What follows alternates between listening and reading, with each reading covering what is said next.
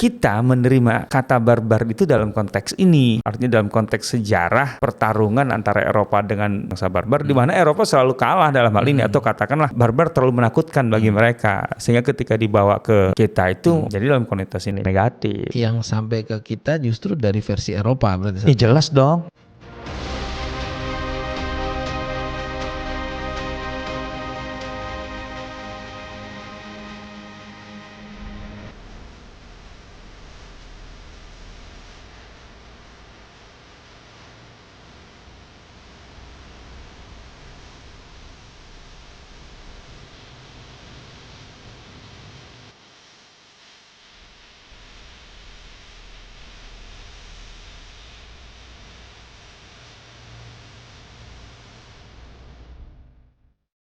Assalamualaikum warahmatullahi wabarakatuh. Alhamdulillah wassalatu wassalamu ala rasulillah wa ala alihi wa ashabihi wa mawalah wa ba'd.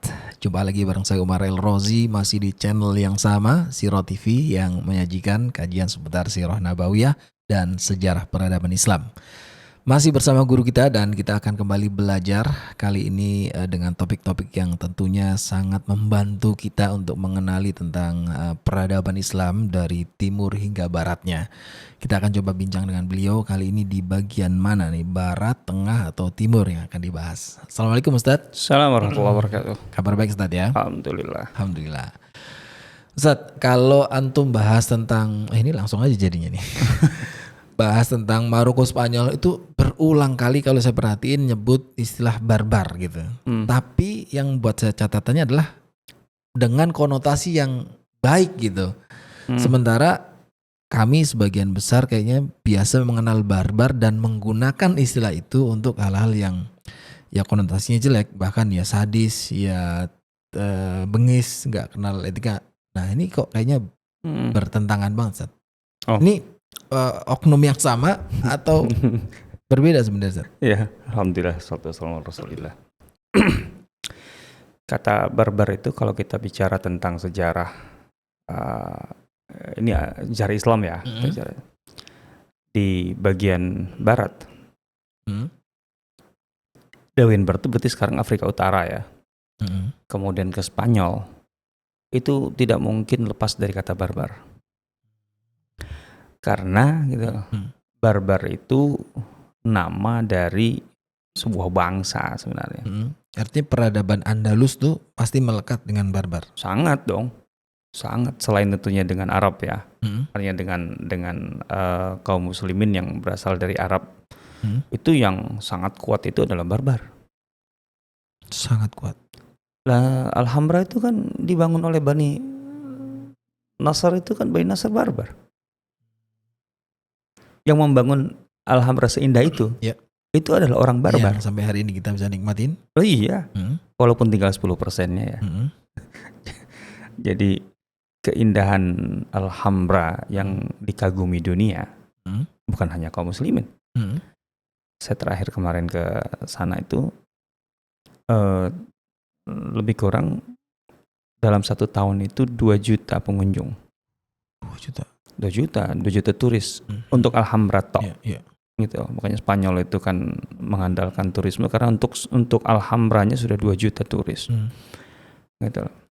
Dan untuk mendapatkan tiketnya perlu antri 1 bulan. Nggak bisa go show, langsung beli. Nah, itu kan hanya yang tersisa sekarang kan tinggal 10% dari wujud aslinya. Tapi itu masih sangat dikagumi gitu, keindahannya. Nah yang penting, catatan penting kemudian, yang membangunnya itu orang barbar. Orang barbar. Iya, ya maksudnya dinastinya dinasti barbar. Dan di highlight muslim ya? Ya muslim lah kan. Ya barbar itu kan kayak Jawa, Sunda, gitu. Ya gitu. Ya. Atau bahkan lebih luas lagi, kalau kita kan kayak Melayu kan banyak tuh. Melayu mana? Kan, ya. Jadi barbar itu bangsa. Jadi mau tidak mau kita akan nyebut barbar gitu lah. Nah, karena memang itu adalah identitas, itu adalah nama dari sebuah bangsa dengan banyak pecahan sukunya, gitu ya. Bahkan yang pertama kali membawa Islam masuk ke Andalus itu ke Spanyol itu kan Tariq bin Ziyad kan. Ya, itu namanya sangat populer. Tariq bin Ziyad itu dari Nafzawa, maksudnya etniknya. Nafzawa. Nafzawa itu adalah suku barbar yang berada di sekitar Jazair atau Tunis, gitu loh. Jadi dia berasal dari situ. Dan pasukannya yang dia bawa ke Iberia itu semuanya orang barbar. Orang barbar. Jadi yang membawa Islam ke Spanyol tuh orang-orang barbar. Sekarang barbar itu mana? Tunisia, Aljazair, Maroko. Ya. Libya. Dari Libya. Kalau ditarik mungkin Zidane juga bagian dari. Nggak tahu tuh Zidane asal usulnya Arab atau barbar gitu ya. Karena tentu ada Arab juga masuk dan ada percampuran bahkan. Ya. Sampai banyak orang-orang yang ya di luar rasisme selalu ada gitu ya. Mereka itu sampai mengatakan saya hampir sulit untuk betul-betul bisa memilah itu. Saya itu murni Arab atau murni barbar. Karena memang percampurannya kan luar biasa. Kan gitu. Kemudian barbar itu sendiri percampuran sebenarnya gitu loh. Jadi mungkin gini ya, kita di Indonesia gitu ya, menerima entry kata barbar itu sebagai sifat. Saya tidak tahu itu udah masuk KBBI belum ya? Ada makanya di KBBI itu barbar itu jadi sifat gitu. Dan konotasinya jelek ya? Konotasinya jelek. Barbar itu di KBBI yang saya baca itu adalah tidak beradab. Ya. Gitu loh. Tidak beradab gitu. Barbar tidak beradab. Tapi kan kenapa sifat gitu loh yang kita terima gitu, kalimat atau kata barbar ini gitu. Karena memang kita menerimanya pertama kali sebagai orang Indonesia lah katanya dia. Menerima kata barbar itu dibawa oleh siapa? Kan gitu. Kan bukan dari literatur sejarah kita, bukan dari apa, enggak. Tapi gitu. Ini kemungkinan merujuknya tetap barbar yang di juga Andalus tadi. Ya iyalah. Artinya asal usul kata barbar itu kan enggak tiba-tiba muncul kan, muncul dari mana? Ya wallah alam ya asal usulnya. Tapi kemungkinan besar kita nerimanya itu kan dari Eropa. Iya. Artinya bersama penjajahan. Gitu loh. Oh iya. Ya penjajahan kan di sini kan kita pernah Portugis, pernah Spanyol, pernah yang lain-lain Inggris dan lain sebagainya. Dan itu gitu. Semuanya bersinggungan dengan barbar. Oh iya dong, sejarah Eropa dengan barbar kuat sekali bersinggungan gitu. Dari sejak sebelum Islam, gitu loh. Dari sejak sebelum Islam, gitu. Kelompok-kelompok barbar ini kan berada di Mediterania, bangsa barbar ini kan kalau kita lihat Libya sampai Maroko, itu semua kan di Mediterania bagian selatan. Sementara bagian utaranya kan Eropa. Kalau dari Tunis aja, Tunis itu kan nanti akan nyambung dengan, maksudnya bukan nyambung, terhubung gitu loh melalui Mediterania itu ke Malta, Sisilia, dan kemudian Sisilia bahkan 250 tahun menjadi wilayah Islam kan, Sisilia itu, dan otomatis akan nyambung ke Italia kan gitu. Begitu juga kemudian Aljazair gitu ya, kemudian apalagi Maroko gitu ya. Maroko kan kemudian nyambung dengan terhubung gitu melalui Gibraltar itu dengan Spanyol kan. Portugis juga. Yang Portugal juga sebelah baratnya gitu ya. Nah, dan tentu saja akan terhubung juga kemudian dari daratan itu dengan bangsa-bangsa Eropa lainnya, dengan Jerman, dengan Frank dan lain sebagainya, Inggris gitu ya. Jadi memang sudah sangat kuat gitu hubungan mereka gitu ya. Dari sejak sebelum Islam gitu loh. Sehingga kemudian kata barbar itu dikenal betul di Eropa kan begitu. Ya persoalannya kan persinggungannya nggak selalu normal dalam arti baik-baik saja kan. Bisa jadi dalam bentuk serangan, dalam bentuk apa. Dan barbar itu gitu loh, itu terkenal sangat kuat dalam sejarah Eropa sekalipun. Jangan dalam sejarah Eropa sekalipun. Yeah. Itu memang bangsa petarung. Ya, dari sejak zaman Roman, Fenisia bahkan. Kan Fenisia nyerang ke Eropa juga dengan sebagainya pasukan barbar kan. Kan gitu. Bahkan yang terakhir aja belakangan ya, kan ada terkenal Jenderal Franco di Spanyol. Jenderal Franco itu banyak pengawal-pengawalnya atau pasukan khususnya itu dari barbar. Gitu loh. Lah pasukan-pasukan yang dibawa Perancis dan sebagainya dalam perang dunia itu kan banyak dari barbar. Dari Aljazair, dari Maroko kan. Pasukan mereka. gitu loh. Itu terkenal itu dalam sejarah gitu loh. Barbar itu memang kuat. Ya kayak ini aja lah kalau dalam sejarah Islam itu kan yang kemudian menjadi orang-orang penting di daulah Turki Utsmani, kemudian di Syam, itu kan orang-orang Kaukasus kan, Sarkas kan. Itu kan terkenal tuh. Sampai sekarang tuh. Mamalik, ya sampai sekarang keturunan-keturunannya gitu lah. Itu yang kayak gitulah, mereka tuh memang terkenal dengan itu gitu loh. Jadi maksudnya secara umum gitu loh, barbar tuh menakutkan bagi Eropa gitu loh. Karena menakutkan bagi Eropa, mereka sering kalah dan seterusnya kan selalu mereka diserang dari situ. Ya akhirnya mungkin dari situlah framing terhadap barbar itu begitu buruk gitu loh oleh orang-orang Eropa itu, sehingga kemudian dikonotasikan pokoknya kalau barbar itu biadab dan seterusnya. Nah, kita menerima kata barbar itu dalam konteks ini gitu loh. Artinya dalam konteks sejarah pertarungan antara Eropa dengan barbar. Gitu, dengan bangsa barbar, di mana Eropa selalu kalah dalam hal ini, atau katakanlah barbar terlalu menakutkan bagi mereka, sehingga ketika dibawa ke kita itu wah jadi dalam konotasi yang negatif barbar. Yang sampai ke kita justru dari versi Eropa berarti. Ya jelas dong. Iya. Ya jelas. Padahal dong. Literatur Islam kan harusnya sudah mencatat itu. Sangat. Ya artinya kenapa kita lebih bisa mendapatkan awal informasinya itu dari Eropa bukan dari Islam. Kayaknya kan jadi catatan Ustaz ya. Maksudnya kalau catatan itu kita sampainya dari Islam dulu pasti akan ya lebih bisa fair berimbang setidaknya kan, artinya, atau bahkan kemudian bisa jadi positif. Gitu ya. Karena kan dalam sejarah kita bicara barbar itu tidak sedang memberi atau melekatkan satu sifat kepada mereka kan. Ya, kita harus objektif, mereka sebagai sebuah bangsa dengan sejarahnya yang panjang gitu loh. Bahkan sebenarnya menarik gitu kalau kita bicara masalah seharusnya kan barbar dari literatur kita kan sudah ada gitu kan. Iya kan? Ini yang menarik, bahkan sebenarnya barbar itu bukan satu yang sangat asing banget ya di timur juga sekalipun gitu ya, karena mereka itu berada di bagian barat gitu ya, Afrika Utara dan Barat. Karena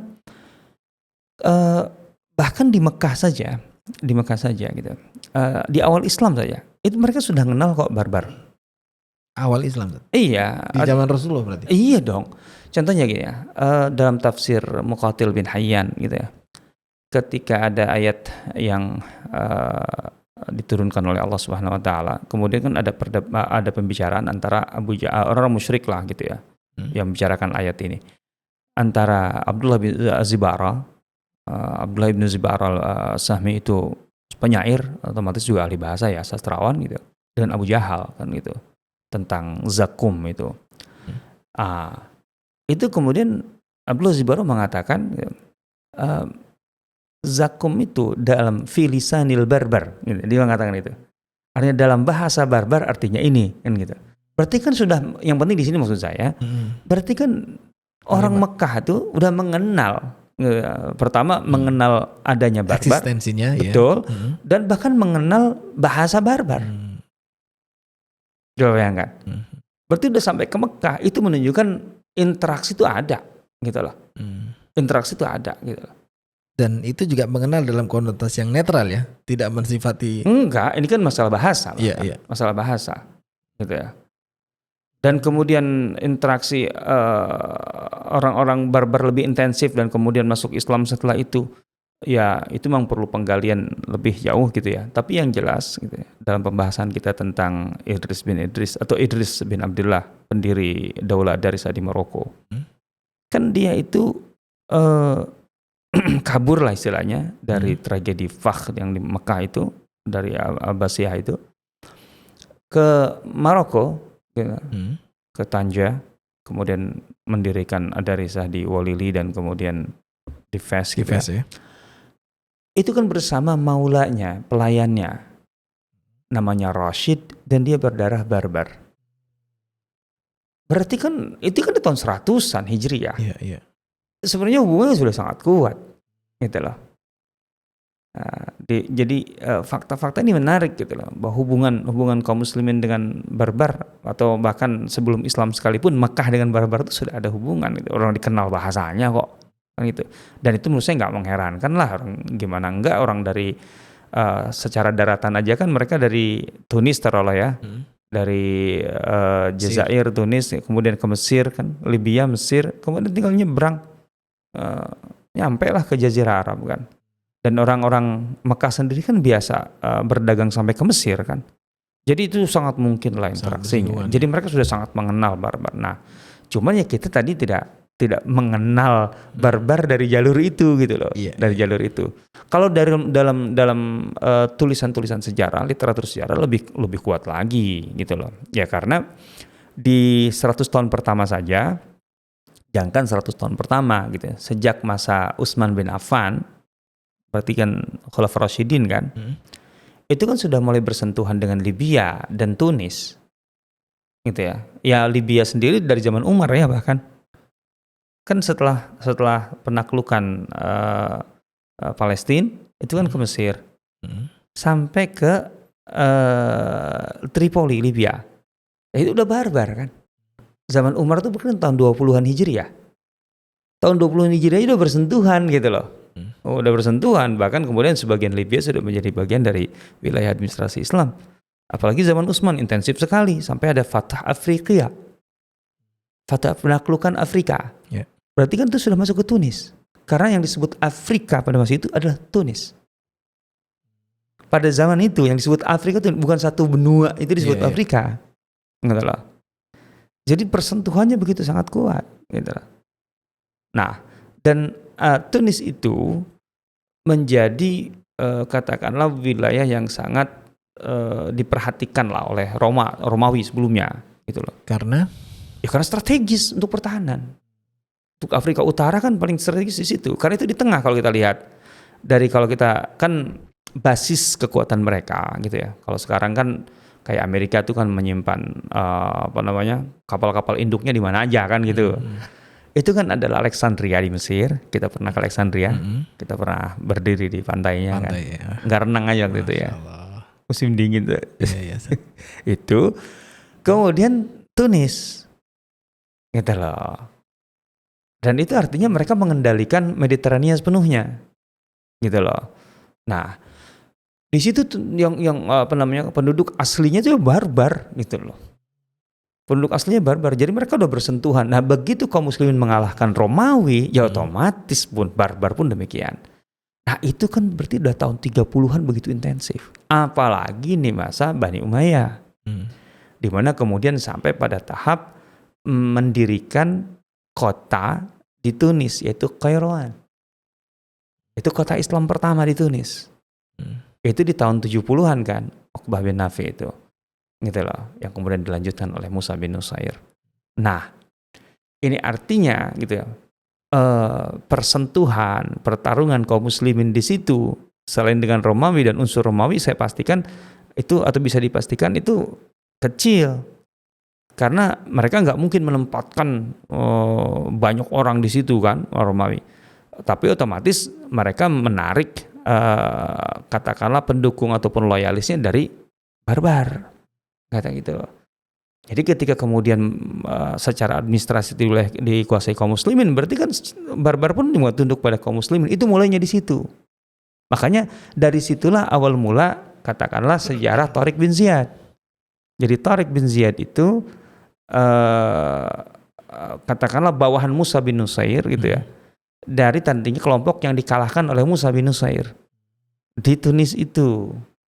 Maka kenapa kemudian Tariq bin Ziyad itu berasal dari barbar Tunis, ataupun paling ini Aljazair gitu ya, yang kemudian ditempatkan oleh Musa bin Nusair di Tanja, di Tangier, baru ke Maroko ceritanya. Nah, jadi ini barbar ini jelas-jelas nama dari sebuah bangsa, bukan lagi suku gitu loh. Karena banyak sukunya sebenarnya. Nama sukunya tuh banyak, yaitu Nafzawa yang terkenal gitu. Kemudian yang menampung Idris bin Abdullah itu adalah Auruba. Auruba bukan Eropa tapi Auruba. Ada lagi lain Eropa Auruba. Gitu kan. Ini Auruba, Aurubi. Kemudian ada Lawata gitu. Kemudian ada Sonhaja, ada Lamtuna, ada Jazula, ada dan Jazuli itu barbar. Kalau kan kita banyak orang Indonesia namanya Jazuli kan. Iya. Itu kan dari Jazula.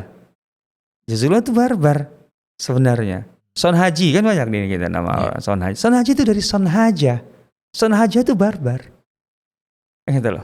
Cuma kita nggak nyadar ya kalau itu barbar gitu. Iya. Harusnya sifatnya melekat tuh, kuatnya ya.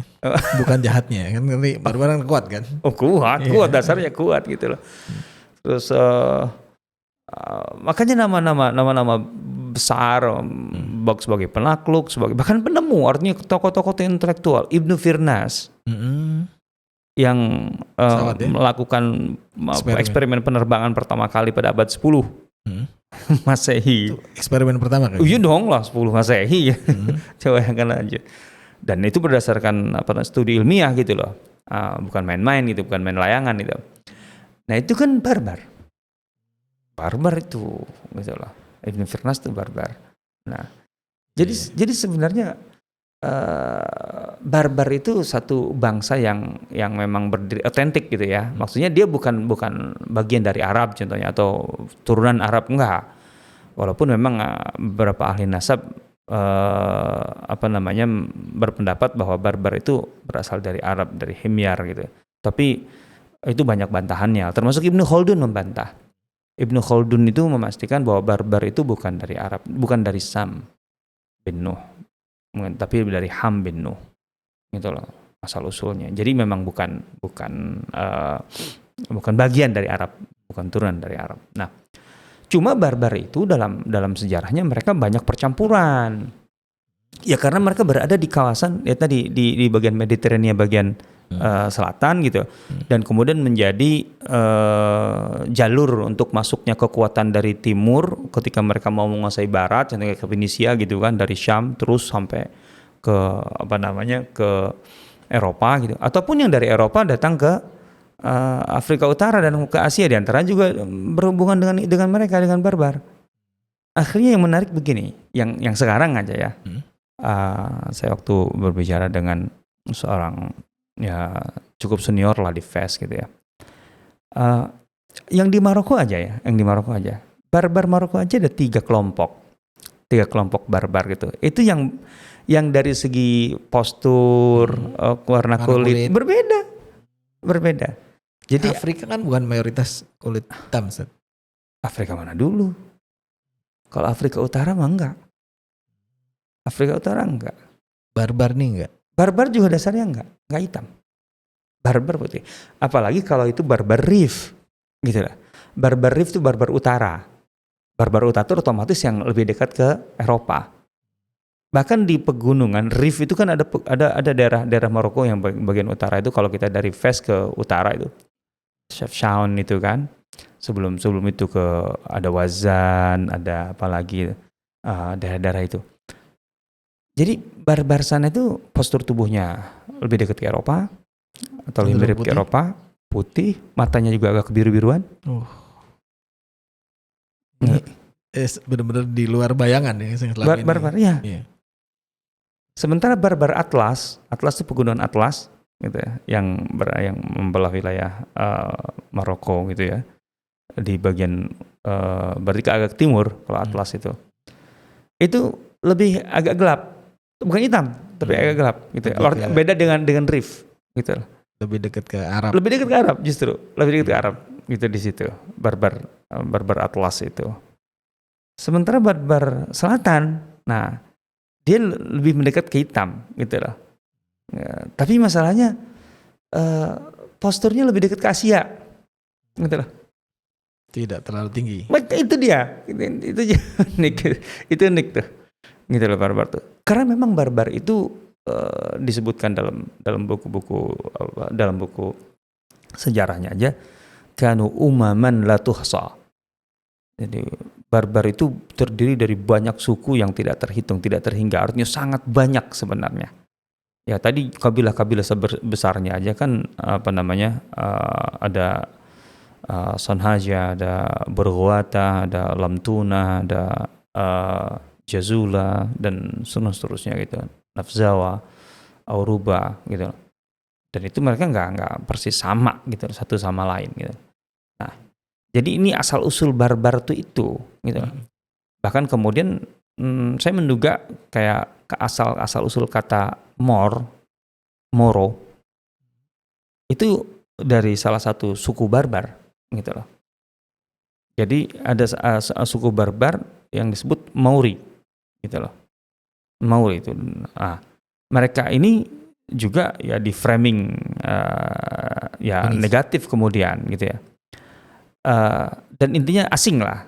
Jadi orang Eropa itu terutama Iberia ya menamakan mereka yang datang dari Afrika Utara gitu ya sebagai pendatang itu adalah orang Maori gitu loh. Sehingga kemudian gitu, kaum muslimin sekalipun ketika datang ke Eropa karena otomatis mereka datangnya dari Afrika gitu. Sebagai pendatang itu disebut Moro. Makanya dalam bahasa mereka sebut Moorish. Jadi kalau Moorish itu diterjemahkannya nanti Arab. itu aneh lagi. Padahal Maori itu adalah salah satu suku barbar gitu loh. Tapi kemudian dalam konteks artinya ketika orang-orang Barat membahas sejarah Islam itu bahwa kaum muslim itu mereka sebut Moor gitu loh. Makanya ada Maurice Castle gitu loh di di Portugal, di Sintra. Itu mereka menyebutnya masih Maurice Castle gitu. Ini berbeda lagi dengan Mauritania hari ini. Nah, kan Mauritania kan jadi nama kan, Mauritania kan. Ya ada hubungannya dengan nama ini saya rasa. Bahkan ada teks menarik gitu dalam salah satu buku sirah gitu terkait dengan hijrah ke Habasyah, bahwa kan ada 2 gelombang tuh yang hijrah ke Habasyah itu. Gelombang pertama ketika mereka itu sampai ke pelabuhan dari Mekah itu kan ada pelabuhan Syuaibah itu kan. Itu rupanya kapal yang berlabuh di situ gitu. Itu tidak direct membawa mereka ke Habasyah. Gitu. Yang menarik di situ ada kata begini, ada dalam teksnya itu. Jadi faktaraina, maka kami menyewa kapal itu gitu yang kemudian mengantar kami dari pelabuhan Mekah itu dari Syuaibah itu ke Mauri. Nah, cuman Mauri di sini nggak mungkin Mauri Afrika Utara gitu loh, nggak mungkin lah. Baru kemudian kami menyepakati juga penyewaan dari Mauri ke Habasyah. Itu ceritanya begitu. Ini menarik gitu loh itu. Jadi kata Maur itu mungkin memang karena ya hubungan perdagangan dan lain sebagainya itu kan dikenal lah gitu. Kan pokoknya orang yang dari sana Mauri gitu aja kan sekarang kan begitu.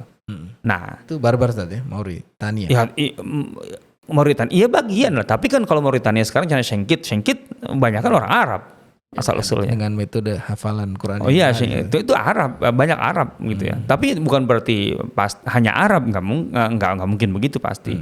Cuman yang Shanakita, yang Singkiti itu yang itu banyaknya Arab justru. Ya karena kan percampuran kemudian dan kemudian orang Arab juga datang ke situ kan. Nah, ala kulli hal jadi barbar itu sebenarnya ya nama dari suatu bangsa gitu ya. Sehingga kan repot kalau kemudian diartikan dari awal sebagai sifat. Nah, kalau sifatnya itu kan barbar itu artinya tidak beradab. Nanti kalau bangsa barbar berarti bangsa tidak beradab dong. Itu nggak tepat sudah. Jadi rasis ya? Jadinya rasis gitu ya. Jadinya rasis gitu.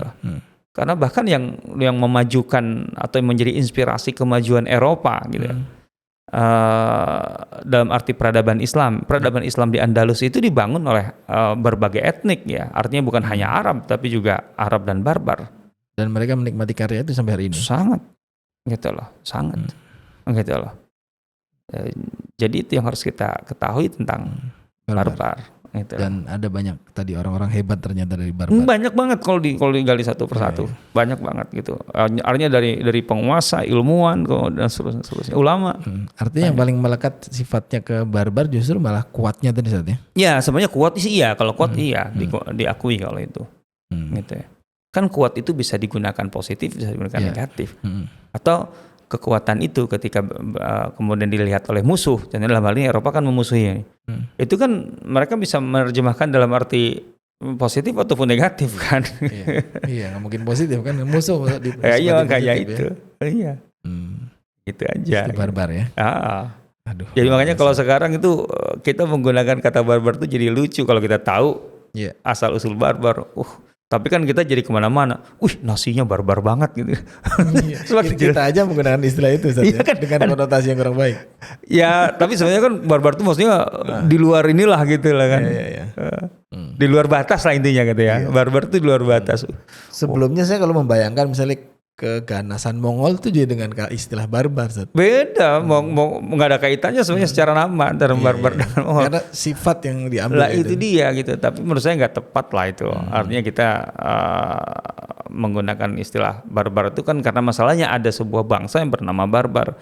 Ya sekarang mereka di sana selain barbar kan Amazigh namanya gitu ya. Tapi ya Amazigh ya barbar ya Amazigh gitu loh. Tapi kan jadi nggak tepat ketika kemudian kita menggunakannya sebagai sifat dalam konotasi negatif karena itu jadi rasis kan. Karena ada kan gitu. Masa kan kalau kita terima aja, saya orang Sunda, kemudian ada yang pakai istilah Sunda sebagai konotasi negatif ini. Dasar Sunda lo kan jadi nggak enak bawaannya saya sebagai orang Sunda kan. Itu jadi rasis dong. Oke. Ya, artinya sebagaimana suku dan ras yang lain ya tentu ada keburukan pasti ada ya. Ya, sebagai sebuah suku ya. Semua baik buruk ada lah. Kenapa melekat buruknya justru ke barbar ya? Unik ya. Nah, itu dia. Dan yang lebih uniknya lagi ternyata kita mungkin belum sampai literatur Islam. Kita masih teman-teman yang masih menggunakan barbar dengan istilah negatif itu belum sampai bahwa itu ternyata di literatur Islam, sejarah peradaban Islam itu tercatat. Apalagi sejarah Afrika Utara ya. Contohnya Ibnu Abdul Hakam dalam Futuh Misr itu udah pasti panjang. Padahal Ibnu Abdul Hakam itu kan abad ke-2 ke-3 kan. Artinya sudah dari sejak dini sudah ada sebenarnya catatan. Dan secara redaksional juga memang barbar. Barbar. Clear. Insyaallah ini bagian dari peradaban Islam.